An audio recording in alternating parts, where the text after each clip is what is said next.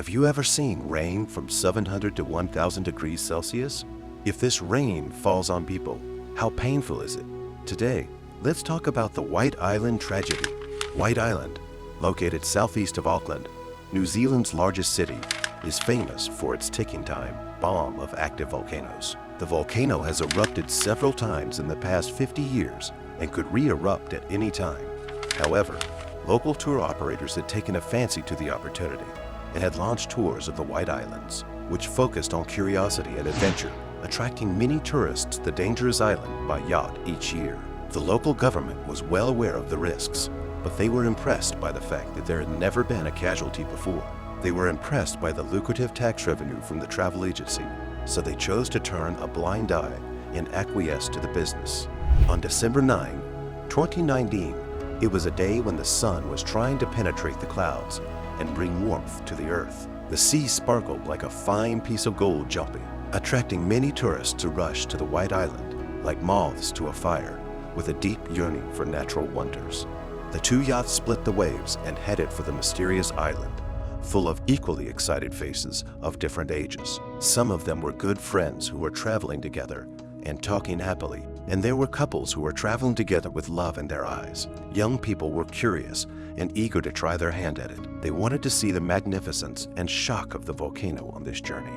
The yacht that ran first was called Phoenix, and the yacht that followed it was called Volcano. At this time, no one would have expected that these two yachts, which only had different names, would actually separate the life and death of traveling tourists. At the same time, a helicopter carrying a VIP tour group overlooked the stunning sea from the air before slowly landing on the White Island. There were 3 groups of tourists in total.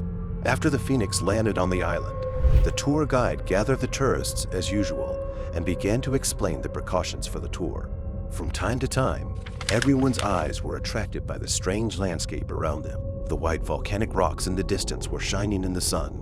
The white smoke was emitting from the crater, and the smell of sulfur was filling the air, all of which were strange and new. After the explanation, the crowd followed the established route towards the crater. At first, everything seemed to be fairly peaceful, but the road was a little rough underfoot as they walked.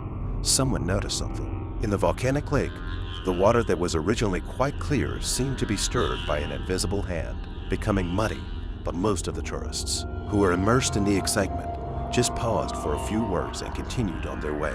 What they didn't know was that this was the first alarm of an impending eruption of the volcano. This phenomenon proved that there had been a recent intense geological activity underneath the ground. Further on, the white smoke of the volcano grew thicker, like a veil that obscured the view. But everyone thought that this was just a common fog on the island. After all, this is a volcanic area, and the sulfur smoke often drifts away. An old man with glasses raised his hand to wipe the condensation on the lenses and muttered, "This fog is a bit strange." His wife next to him pulled him and said with a smile, "A little fog creates more atmosphere. Hurry up and don't fall behind." Luckily for all of the Phoenix passengers, with only 21 minutes left before the eruption, they had completed all their tours and were ready to board the ship for their homecoming. But the passengers of the volcano who landed on the island afterwards were not so lucky. As the visitors on the volcano approached the crater, 2 small streams appeared on the road. The water was quite hot and smelled of pungent sulfur. This should have been a wake-up call for everyone. The boiling water of the stream meant that the heat energy in the ground was rising sharply, and the activity inside the volcano was already extremely active, however. Tourists were only curious to touch the water with their fingers to feel the strange warmth, and a few young people even squatted down to see if they could spot any special mineral crystals in the water and forgot about the life and death warning.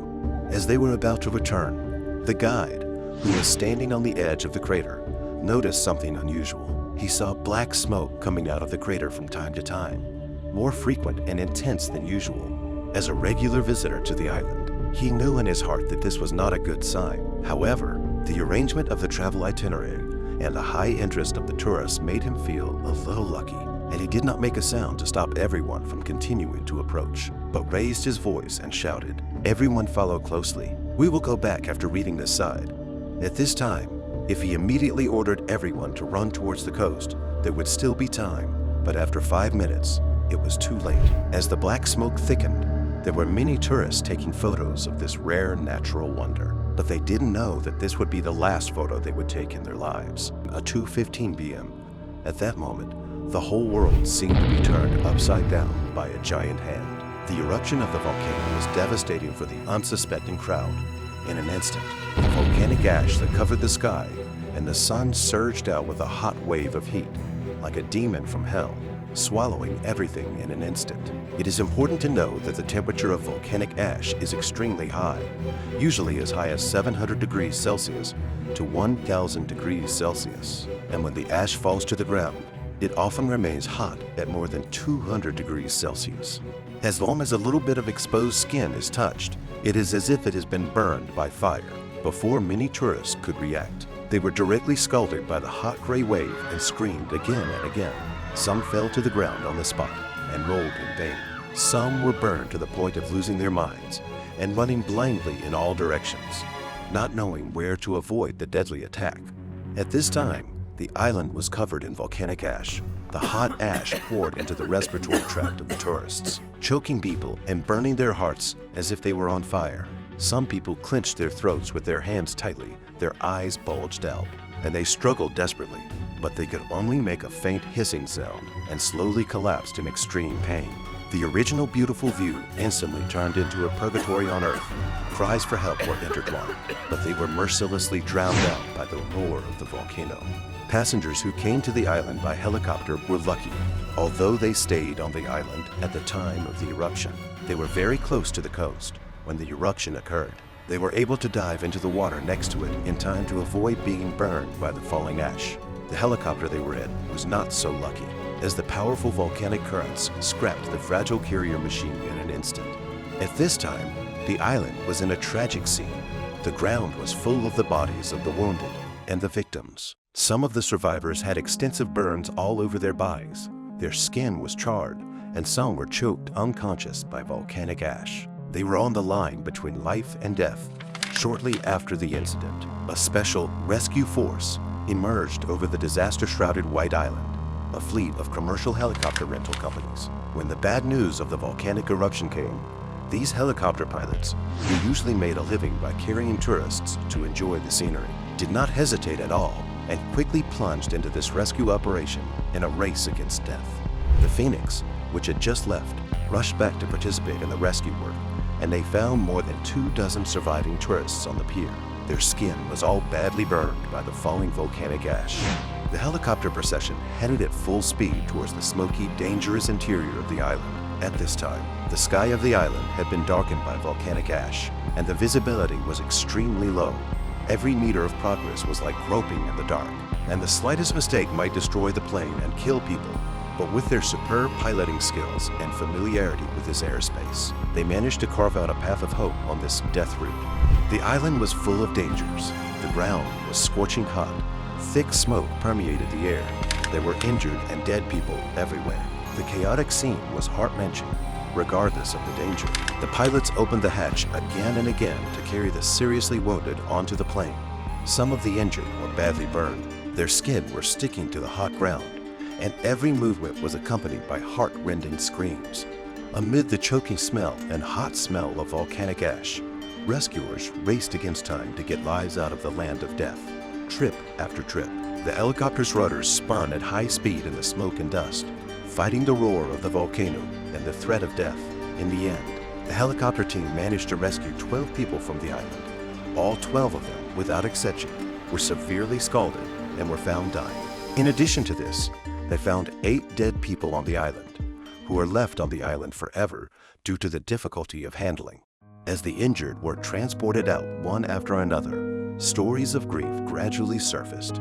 There was a young Australian couple who had just been married and were using this trip to White Island as a romantic stop on their honeymoon. Before the eruption, the wife excitedly pulled her husband to take pictures next to a strange rock, wanting to record this beautiful moment. The husband looked at his wife's bright smile and never imagined that this would be their last photo together. A few minutes later, disaster struck. He tried his best to protect his wife, but he could only watch her buried in volcanic ash and seriously injured himself when he was rescued. He was still muttering his wife's name. There was also a tour group from China, most of whom were traveling abroad for the first time and were full of longing for the beauty of New Zealand. One of the middle-aged ladies had been planning this trip for a long time. She wanted to record the beauty of White Island and share with her family. When the volcano erupted, she instinctively wanted to protect her companions and gave everyone the only scarf to cover their mouths and noses. But in the end, she inhaled too much volcanic ash and collapsed on a foreign land.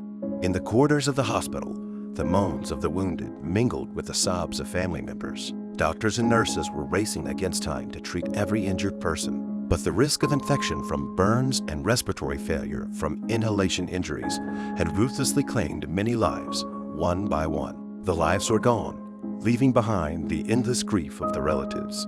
After the incident, tourists who had originally booked to visit the island canceled their trips one after another, and the phone of the travel agency was blown up by the ringtone of unsubscription. Not only that, but volcanic tourism projects around the world were in a crisis of confidence. People were beginning to re-examine the seemingly beautiful but hidden dangers of natural landscapes.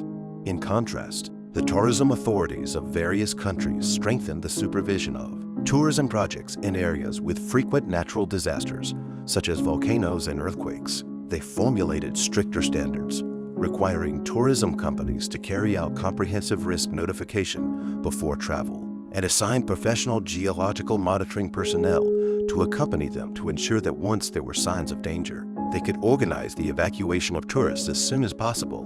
In the face of the great power of nature, human beings are so small, only reverence can be exchanged for safety. Today, the island still stands quietly in that sea, like a silent witness. It is witnessing the pain caused by the disaster and reminding the world, when we embark on a journey to explore nature, we must not be blinded by the beauty, and we must pay attention to every warning issued by nature, because life is vulnerable under the wrath of nature.